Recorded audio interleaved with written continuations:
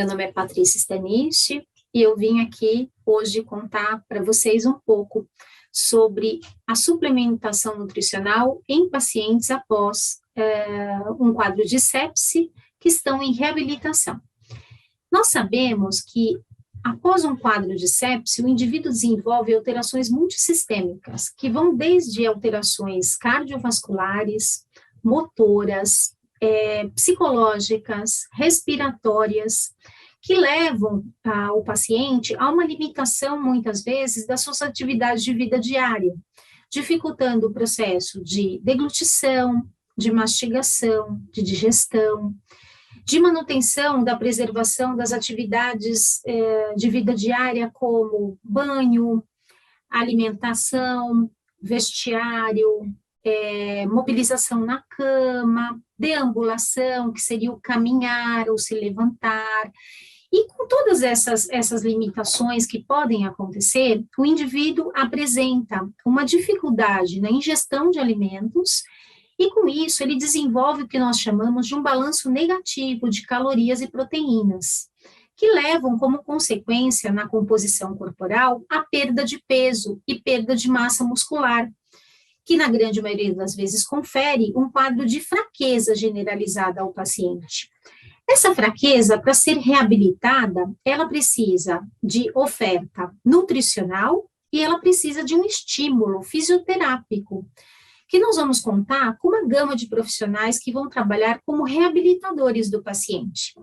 Nós podemos citar os fonoaudiólogos, que vão cuidar da parte da linguagem, da alimentação.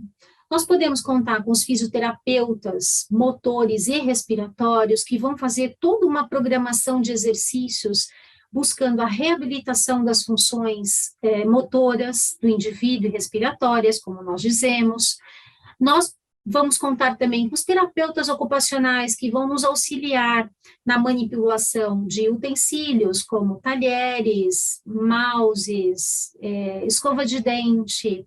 Então, toda esta gama de profissionais que acaba atuando no paciente em reabilitação, eles acabam trazendo a necessidade de nós nos concentrarmos bastante na oferta de nutrientes do paciente. Então, o nutricionista, nesse caso, também entra como um reabilitador da nutrição do paciente. Quando nós pensamos em alimentação, nós pensamos no primeiro princípio alimentar, que é o prazer, né? Então, nós somos, da natureza, os seres que têm a capacidade de escolha da sua alimentação, e ela, na maioria das vezes, está baseada na nossa cultura, nos nossos hábitos e no nosso poder de aquisição e preparação dos alimentos. Então, nós sabemos que o Brasil tem, em todas as suas regiões, seus hábitos alimentares, mas que, de maneira geral, nós mantemos um padrão de alimentação parecida, né, através dos alimentos produzidos no nosso país, como, por exemplo, frutas, verduras e legumes, e nós contamos com o hábito da ingestão de alimentos que são fontes de caloria e proteína, como no caso, o nosso prato trivial, que seria o arroz e feijão. Então, elucidando inicialmente sobre a questão da nutrição, pode acontecer dos indivíduos, após um quadro de internação prolongada, não conseguirem retomar o seu hábito alimentar, desde qualidade e quantidade. Nesses casos, nós lançamos mão de suplementos nutricionais. Os suplementos nutricionais, eles podem ser produtos industrializados, que nós adquirimos em locais específicos, e os suplementos podem também ser utilizados a partir de alimentos que nós temos em casa. Então, nós bem sabemos que aquelas farinhas, né, ou as mucilagens, como nós conhecemos, que nós colocamos nas mamadeiras, muitas vezes, daqueles bebês que estão com dificuldade de ganhar peso na infância, então nós colocamos suplementos nutricionais, que nós chamamos de alimentos, na verdade, que aumentam o valor calórico da alimentação.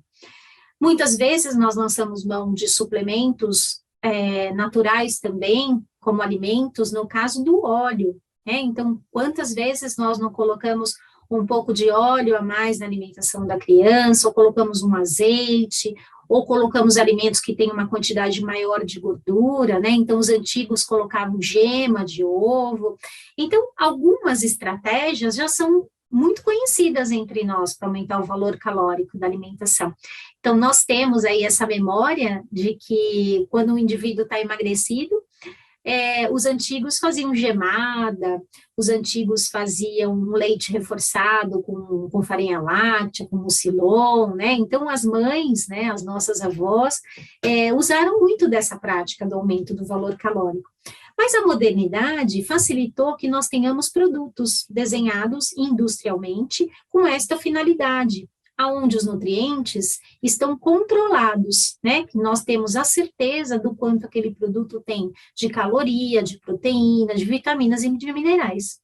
E nós temos suplementos específicos para situações de saúde. Então, nós temos suplementos específicos quando o indivíduo tem uma úlcera por pressão, antigamente conhecido como escara, né? Que proveniente dessa internação prolongada, muitas vezes pela dificuldade de movimentação no leito, os indivíduos podem desenvolver úlcera por pressão. Então, existem suplementos específicos para cicatrização da pele, existem suplementos específicos para indivíduos que têm diabetes, para indivíduos que têm alteração renal, para alteração hepática. Então, dentro desta gama de suplementos, o nutricionista pode utilizar-se desses produtos para melhorar a ingestão alimentar daqueles pacientes que não conseguem se alimentar por via oral, com alimentação trivial, digamos assim, de casa. Essa prescrição, ela na grande maioria das vezes, ela é baseada no quanto o paciente está ingerindo de alimentos e o quanto nós precisamos de calorias e proteínas. Então, o nutricionista faz o cálculo da ingestão atual e, através desse cálculo, ela consegue saber quanto falta numericamente desses nutrientes para garantir o processo da reabilitação. Então, é a partir deste cálculo feito por profissionais treinados que nós fazemos a prescrição dos suplementos.